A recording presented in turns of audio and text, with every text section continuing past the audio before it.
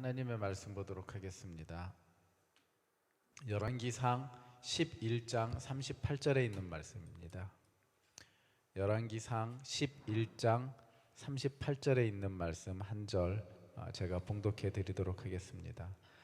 내가 만일 내가 명령한 모든 일에 순종하고 또 내 길로 행하며 내 눈에 합당한 일을 하며 내 종 다윗이 행함같이 내 율례와 명령을 지키면 내가 너와 함께 있어 내가 다윗을 위하여 세운 것 같이 너를 위하여 견고한 집을 세우고 이스라엘을 내게 주리라. 아멘. 여로보암이라는 사람이 있었습니다. 여로보암.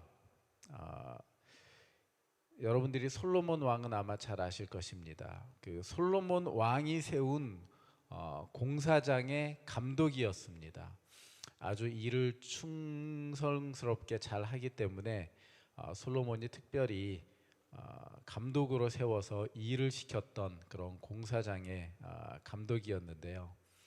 어느 날 이 여로보암에게 아히야라는 선지자가 와서 이렇게 이야기를 합니다. 여러분들 그 이스라엘 나라는 12지파로 이루어진 것을 잘 아시죠? 그 중에 10개의 지파를 다스리는 북왕국의 왕이 될 것이다 라고 예언을 합니다. 여로보암이 그런 예언을 듣고 마음속에 어떤 생각을 했을까요? 10지파의 왕이 된다. 12지파 중에 10개라면 굉장히 많은 비율로 이스라엘의 왕이 된다는 그런 이야기였었죠. 아마 그의 마음가짐이 남달랐을 것입니다. 공사장의 감독이 왕이 된다. 이 사실은 굉장히 좋은 기쁜 소식이 될 수 있지만 또 한편으로는 마음에 부담이 되는 그런 소식이었을 거라고 생각을 합니다. 왜 하나님께서 이런 공사장의 감독을 들어서 왕을 삼으시겠다고 하셨을까요? 하나님의 계획은 이런 계획이 있었습니다. 당시에 솔로몬은 여러분들이 아시다시피 하나님께 1000번제를 드려서 하나님의 기쁨이 되었던, 그리고 또 하나님께서 무엇을 너에게 줄까라고 요구를 말하라 하셨을 때 솔로몬은 백성을 잘 다스릴 수 있도록 지혜를 주시옵소서 해서 아주 유명한 왕이잖아요.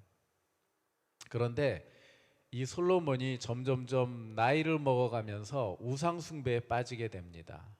많은 여러 나라의 그 여인들을 왕비로 삼고 그 여인들이 가져온 우상들을 직접 섬기게 됩니다. 그것으로 인해서 하나님께서 분노하셨어요. 그래서 이스라엘 나라를 쪼개기로 결정을 하셨습니다. 그래서 2지파는 솔로몬의 아들에게 주기로 했고요. 나머지 10지파는 이 공사장의 감독 여로보암에게 주기로 결정을 하셨습니다. 그런데 하나님께서 솔로몬이 잘못하고 있을 그때에 나라를 나누지 않고 솔로몬이 죽고 나면 솔로몬의 그 아들 때에 가서 나라를 쪼개겠다라고 말씀을 하셨습니다. 그런데 여기에 굉장히 중요한 포인트가 있어요. 왜 하나님께서 솔로몬 때에 나라를 쪼개지 않고 솔로몬의 아들 때에 나라를 쪼개겠다라고 말씀하셨냐면 바로 다윗 때문에 그렇습니다. 다윗을 생각해서 다윗의 아들을 직접 징계하지 않은 것이에요. 그러니까 굉장히 중요한 포인트라고 저는 생각을 하는데요. 부모의 합당한 삶을 통해서 그 합당하게 산 삶이 자녀에게도 내려간다라는 그런 사실입니다. 솔로몬의 아들의 이름은 르호보암입니다. 여로보암과 헷갈리시면 안 됩니다. 르호보암인데 반대로 르호보암은 솔로몬, 즉 아버지가 합당한 삶을 살지 못해서 우상 숭배를 했기 때문에 손해를 본 사람이에요. 왜냐하면 그 르호보암 때에 하나님께서 나라를 둘로 쪼갰기 때문입니다. 그것으로 인해서 또한 르호보암이 역시 솔로몬보다 더 악한 왕이 되어졌다라는 사실입니다. 위에서 하나님이 보시기에 합당한 삶을 사는 것이 그래서 중요해요. 우리 부모님들이 얼마나 하나님의 보시기에 합당한 삶을 사는 것인가, 살아야 되는 것인가, 그것이 정말 중요하다라는 사실입니다. 어쨌든 결국 여로보암은 솔로몬이 죽고 난 뒤에 10개 지파를 다스리는 왕이 됐습니다. 그런데 여로보암 역시 우상 숭배를 하는 왕이 되어버린 거예요. 오늘 본문 말씀을 다시 한번 저희가 보도록 하겠습니다. 오늘 본문 말씀은요, 하나님께서 선지자를 통해서 여로보암에게 너를 공사장 감독이었던 너를 왕으로 삼겠다라고 결정하시면서 그에게 주셨던 말씀인데요. 여로보암, 내가 만일 내가 명령한 일에 순종하고 내 길로 행하며 내 눈에 합당한 일을 하며 내 종 다윗이 행함같이 내 율례와 명령을 지키면 내가 너와 함께 있어 내가 다윗을 위하여 세운 것 같이 너를 위하여 견고한 집을 세우고 이스라엘을 내게 주리라. 여기서 하나님께서 여로보암에게 명령하신 왕을 삼겠다라고 말씀하시면서 명령하신 것은 그거예요. 내가 보기에 합당한 일을 행하라. 내 눈에 합당한 일을 행하라. 그러면서 엄청난 조건을 내세우죠. 네가 만일 내 눈에 합당하게 행하면 내가 너를 다윗처럼 만들어주겠다. 여러분, 다윗이 어떤 왕이에요? 다윗 왕처럼 하나님의 은혜와 보호 아래 살았던 왕은 없어요. 다윗처럼 그 왕국이 든든한 왕국은 없었어요. 다윗은 하나님이 마음에 합한 자라고 말하면서 최고로 쳐주었던 그런 왕이죠. 네가 왕으로서 합당하게 행하면 내가 세운 왕으로서, 하나님이 세우신 왕으로서 그거에 합당하게 행하면 내가 너를 다윗처럼 세워주겠다. 너의 나라를 다윗처럼 견고하게 해주겠다. 굉장히 은혜의 말씀이라고 생각해요. 한낱 공사장의 감독이었던 자를 왕으로 세우고 다윗처럼 해주겠다라는 말은 정말 대단한 조건입니다. 그런데 여로보암은 하나님께서 제시한 대로 삶을 살지 않았어요. 여로보암도 역시 우상 숭배를 하게 됩니다. 여로보암이 그래서 어떻게 되었을까요? 여로보암의 아들이 죽고 여로보암도 전쟁터에서 죽고 여로보암의 모든 가문의 남자들이 다 죽어서 멸망해버리게 됩니다. 다윗처럼 강성한 왕국을 가질 수도 있었지만 그의 가문은 완전히 멸절돼서 지구상에서 사라져버리게 되었다는 것이에요. 그것은 하나님께서 은혜로 주셨고 은혜로 다윗처럼 세워주시겠다라고 약속을 했지만 하나님이 주신 그 은혜에 맞는 합당한 삶을 살지 않았기 때문에 그런 결과를 맞이했다라는 것입니다. 여러분들이 가지고 계신 많은 위치, 그 위치에 합당한 삶을 살고 계십니까? 어떤 분은 부모이고 어떤 사람들은 여기서 자녀입니다. 어떤 사람은 남편이고 어떤 사람은 아내이고 또 어떤 사람은 학생이기도 하고 어떤 사람은 선생이기도 합니다. 집사도 있고 장로도 있고 수많은 직책들이 또 교회 안에 있고 저는 목사입니다. 부모가 부모의 삶에 합당하게 살기 위해서는 굉장히 큰 노력이 필요합니다. 자녀 역시 자녀답게 살기 위해서 노력이 필요하고요. 아내도 남편도 학생도 선생님도 자기에게 주어진 그 위치의 삶을 살려면, 합당하게 살려면 노력이 필요하다라는 사실입니다. 어떤 직책, 어떤 임무를 맡고 있든지 간에 그것에 합당하게 하기 위해서 그냥 결코 되어지는 것이 아니라 그만큼의 노력을 해야 되는데요. 우리 믿는 자들이 믿는 자들로서 합당하게 살려면 그것에 합당한 믿음이 있어야 된다라는 사실입니다. 우리 성경에 보면 예수님이 많은 병자를 고치십니다. 병자를 고치시면서 예수님이 무엇을 기준 삼았나 한번 잘 생각을 해보세요. 무엇을 기준 삼았냐면 이 사람이 이 병에서 고침받을 수 있는 합당한 믿음이 있느냐를 많이 보셨어요. 그래서 이렇게 말씀하시죠. 내 믿음대로 될지어다. 내 믿음대로 될지어다. 네가 가진 믿음이 너를 치료할 만큼 합당한 믿음을 가지고 있으면 네가 치료를 받을 것이다 라는 말씀이에요. 네 믿음이 너의 병을 고치기에 충분한, 합당하지 않으면 병이 안 고쳐진다는 얘기예요. 내 믿음대로 될지라. 합당한 믿음을 가지고 있으면 그만큼 된다라는 사실입니다. 또 이렇게 성경엔 기록이 돼 있죠. 그들의 믿음을 보시고 그들을 고쳐주셨다라는 거예요. 그들의 믿음을 보시고. 또 이런 말씀도 있습니다.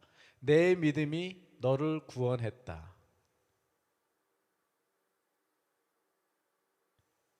예수님의 믿음이 아니고 병든 자의 믿음을 보셨고요.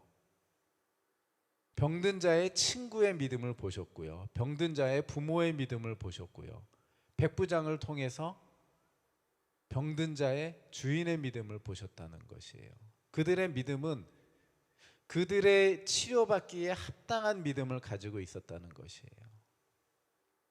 우리에게 주님이 은혜를 주실 때에도 합당한 은혜에 맞게 우리에게 기적이 역사된다라는 사실입니다. 합당하지 않은 위치에서 합당하지 않은 일을 행하면서 합당한 기적을 나타내기를 바라는 것은 분명히 잘못된 것입니다. 합당하게 행동을 했을 때 그것에 마땅한 합당한 은혜가 주어진다라는 사실입니다. 다시 여로보암 이야기로 돌아가겠습니다. 여로보암이 어떤 죄를 저질렀냐면요, 예루살렘에 있는 백성들이 그 10지파의 백성들이 예루살렘으로 예배하기 위해서, 제사하기 위해서 매년 2번씩 올라갑니다. 그런데 그 예루살렘은 어디에 있었냐면 솔로몬의 아들 르호보암이 다스리는 땅에 있었어요. 내가 다스리는 10개의 지역의 백성들이 르호보암이 다스리는 예루살렘으로 예배하러 가면서 그들이 혹시나 르호보암 편에 붙지 않을까라는 두려운 마음이 여로보암에게 생겼습니다. 그래서 여로보암이 어떤 일을 하기 시작했냐면 금송아지를 만들었어요. 금송아지를 2개를 만들어서 베델과 단이라는 곳에 두어서 백성들에게 이렇게 선포합니다. 백성들이여, 예루살렘까지 제사하러 가기에 얼마나 고달프고 힘드십니까? 이제 그렇게 멀리 가지 말고 내가 여기에 금송아지를 만들었는데 이 금송아지가 바로 우리 민족을 애굽에서 인도해낸 신입니다.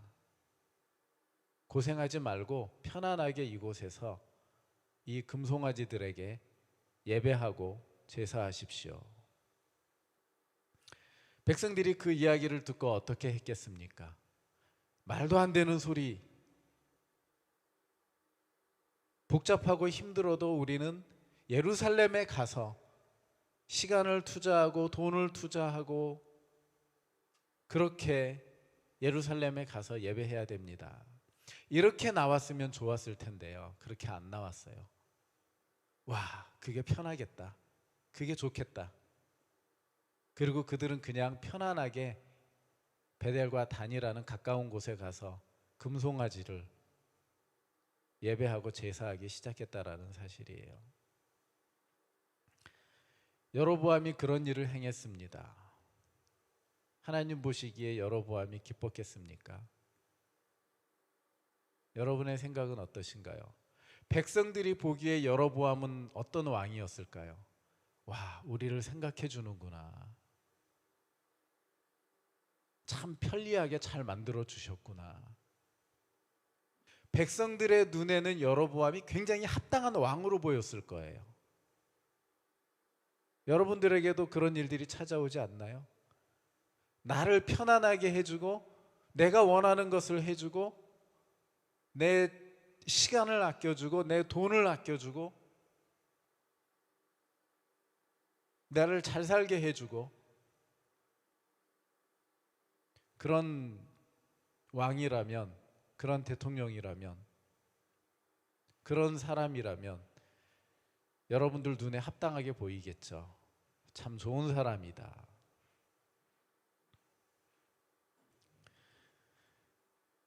그런데 하나님의 눈에는 어땠을까요? 여로보암이 정말 악한 자였다는 것이에요. 백성의 눈에는 합당하고 좋은 왕으로 보였지만 하나님의 눈에는 악한 왕으로 비쳤다는 사실이에요. 그래서 여로보암의 가정을 하나님이 멸망시켰다는 사실입니다. 오늘의 말씀의 핵심은 그거예요. 과연 우리가 하고 있는 일이 우리 생각과 우리의 환경과 주변에서 합당하다고 이야기를 할 때 우리 믿는 자들은 그것이 하나님의 눈에도 합당한가를 생각해야 된다는 것이에요. 우리 생각에 우리의 환경에는 분명히 합당해요. 맞아요. 그렇게 사는 것이 맞고 그렇게 결정하는 것이 맞아요. 그렇게 행동해 버리는 게 맞아요. 그래야 우리에게 많은 이익이 돌아오고 편안하고 다른 사람에게 인정받고 성공할 수 있는 길이라는 것이죠. 여로보암이 자신의 백성들을 붙잡기 위해서 했던 것처럼 우리가 그런 삶을 살지 않는지, 정말 그러한 것들이 하나님의 눈에 어떻게 비치는지, 하나님의 눈에 합당한지를 먼저 우리 믿는 자들은 생각해야 된다라는 사실입니다.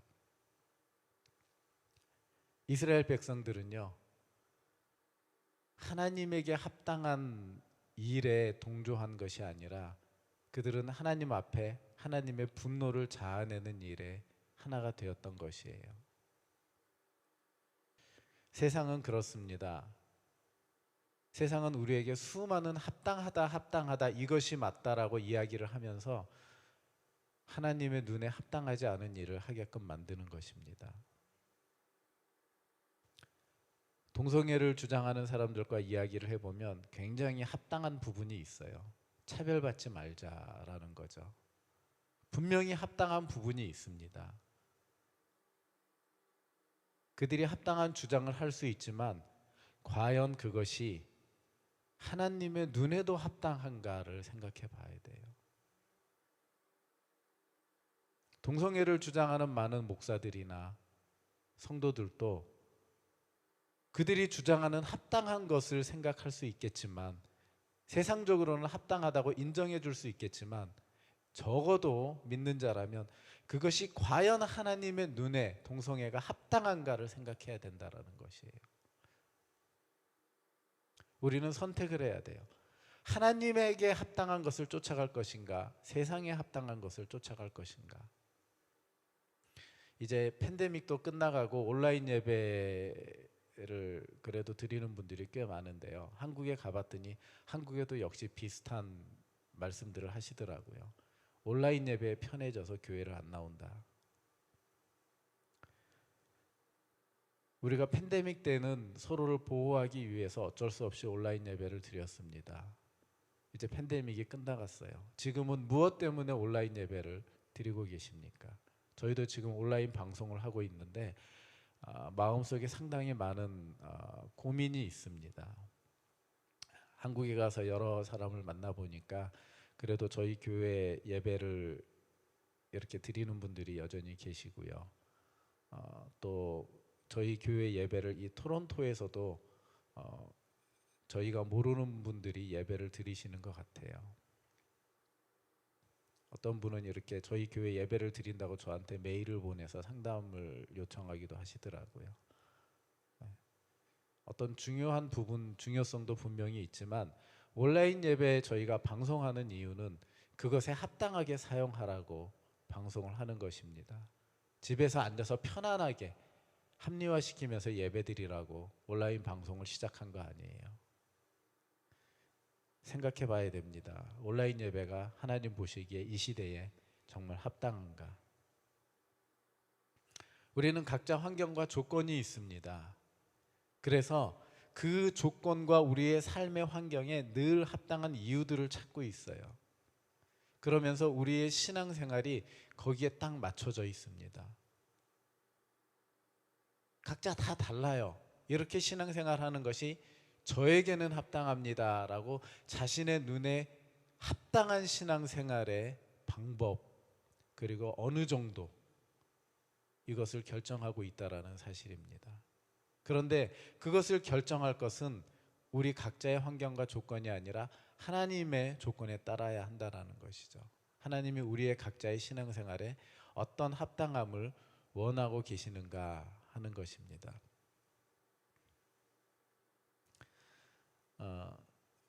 부모가 주장하는 합당성이 다르고 자녀가 주장하는 합당이 다릅니다.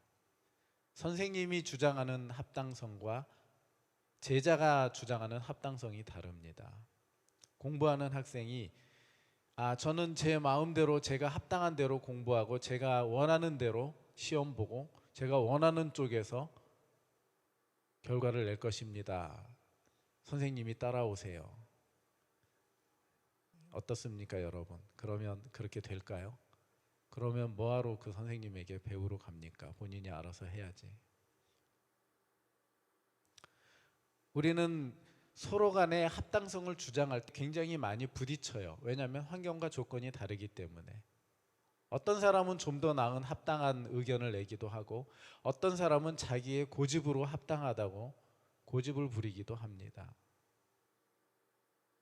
그럴 때 우리는 지혜를 가져야 돼요. 내가 내 것을 내려놓고 이 사람을 따라가는 것이 더 합당하구나. 어느 것이 더 합당한지를 어느 것이 더 옳은지를 판별할 수 있는 눈이 있어야 된다는 것이죠. 사람 사이에도 그런 정도가 있습니다.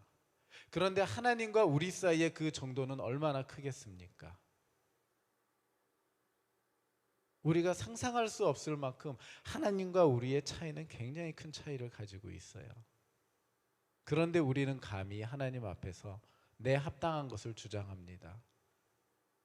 내 눈에 좋은 것, 내 생각에 좋은 것을 주장하면서 하나님의 합당한 것은 불편해하고 창피해하고 귀찮아합니다. 지루해하면서 하나님이 원하시는 합당에 다가가지 못한다라는 사실입니다. 하나님은 은혜를 누구에게나 주시는 분이십니다. 특별히 야고보서 4장 6절에 은혜를 어떤 사람에게 주시냐면 겸손한 사람에게 주신다라고 말씀하고 계세요. 하나님의 은혜는 원하는 사람 누구나 다 받을 수 있습니다. 그런데 실제로 그 하나님의 은혜를 경험할 수 있는 사람은 겸손해서 하나님의 눈높이에 맞춰가는 사람이에요. 하나님께서 주시는 합당함을 이루려고 하는 사람이 은혜를 받는다는 것이에요. 모든 사람에게 은혜가 내려져 있지만 그 은혜를 깨닫고 감사함으로 그 은혜 가운데 나아가는 사람이 은혜를 받는 거예요. 어떤 사람이 그런 이야기를 하더라고요. 자기는 돈이 흘러가는 길이 보인다라는 거예요. 그러면서 왜 사람들은 돈이 이렇게 길거리에 많이 흘러다니는데 왜 그거를 못 잡느냐라고 이야기를 한 적이 있어요. 사실 저도 돈이 어떻게 흘러가는지 못 보는 사람이거든요. 여러분들은 보십니까? 제가 알기로 여기 계신 분들은 잘 못 보시는 것 같아요. 예. 그런데 특별히 이 돈이 세상에서 흘러가는 것을 보는 사람들이 있어요. 그래서 돈을 잘 버는 사람들이 있다라는 것이에요. 거기에 합당하게 시각을 갖고 거기에 합당하게 생각을 하기 때문에 그것을 본다고 저는 생각을 합니다.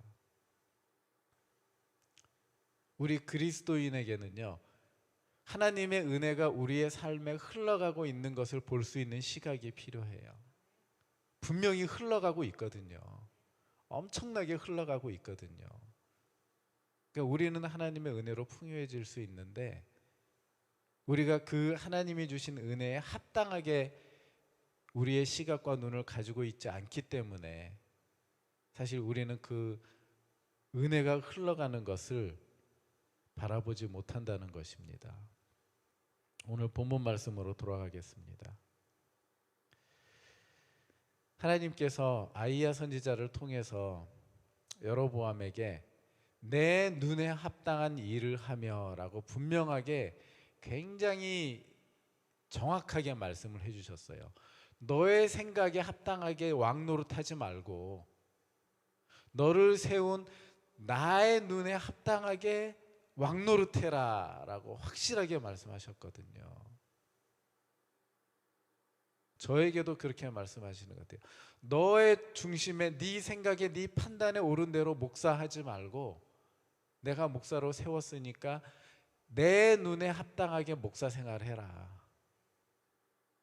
여러분들에게도 마찬가지예요. 너에게 집사 직분을 주었기 때문에 그 집사 직분에 합당하게 생각해라. 권사 직분에 합당하게 생각하고 장로 직분에 합당하게 생각하고 리더로 세웠으면 리더 직분에 합당하게 생각하고 어떤 임무를 맡겼으면 그 임무에 맞게 합당하게 생각하고 행동하라는 것이죠. 믿음의 가정의 부모로 주셨으면 그렇게, 직장에서 믿음의 직장을 주셨으면 하나님이 주신 그 은혜만큼 하나님이 원하시는 합당한 생각을 하고 살라라는 것입니다. 오늘의 기준은 그거예요. 내 눈에 합당한 게 아니라 하나님 눈에 합당하게 우리가 살고 있느냐, 내 눈에 합당하게 예배 생활하고 내 눈에 합당하게 기도 생활하고 내 눈에 합당하게 찬양을 부르고 내 눈에 합당하게 헌신을 하고 있느냐, 그게 아니라는 것이에요. 우리가 이제 눈을 돌려야 돼요. 내가 하는 이 모든 신앙생활의 하나하나의 요소가 하나님의 시각에 맞춰져 있는가, 하나님의 눈에 맞춰져 있는가, 나에게 맞춰져 있는가를 판단해야 된다는 것입니다. 여로보암은 분명히 백성에게 눈을 맞췄습니다. 그러면서 하나님의 눈에서는 벗어났다라는 사실이에요. 그래서 하나님이 준비해 주신 그 엄청난 다윗의 가문처럼 될 수 있는 그 엄청난 은혜를 결국은 받지 못했고 결국은 멸망해버리는 가정이 됐다라는 사실입니다. 오늘 이 말씀이 저와 여러분에게 축복이라고 생각합니다. 하나님은 오늘 말씀을 통해서 우리에게 이렇게 말씀하십니다. 너희가 내 눈에 합당하게 행하면 내가 너를 다윗처럼 세워주리라. 여러분이 원하고 기도하는 그 믿음의 신앙의 은혜와 복을 너희에게도 주리라 라고 말씀하고 계시는 것입니다. 이 말씀을 그렇게 받고 여러분들이 신앙생활 하실 때 하나님의 눈에 합당하게 신앙생활 하시면서 그 은혜와 축복을 받아 누리시기를 바랍니다. 기도하겠습니다. 하나님, 주님의 은혜와 사랑을 감사합니다. 하나님께서는 우리에게 실패하는 인생이 아니라 성공하는 인생을 주기 위해서 하나님의 시각에 우리의 시각을 맞추기를 원하고 계십니다. 우리 각자의 삶에는 우리가 주장하고 싶은 환경과 조건이 있습니다. 그것이 우리를 편안하게 만들기도 하고 그것이 우리에게 이익을 주기도 하고 그것이 우리에게 어려움을 벗어나기도 하게 만들지만 하나님, 그것이 또한 우리를 하나님에게서 벗어나게도 만드는 세상의 많은 일들 속에서 우리에게 은혜를 주셔서 하나님의 시각으로 맞추며 살아갈 수 있도록 도우시고 함께해 주시옵소서. 감사드리며 예수님 이름으로 기도드립니다. 아멘.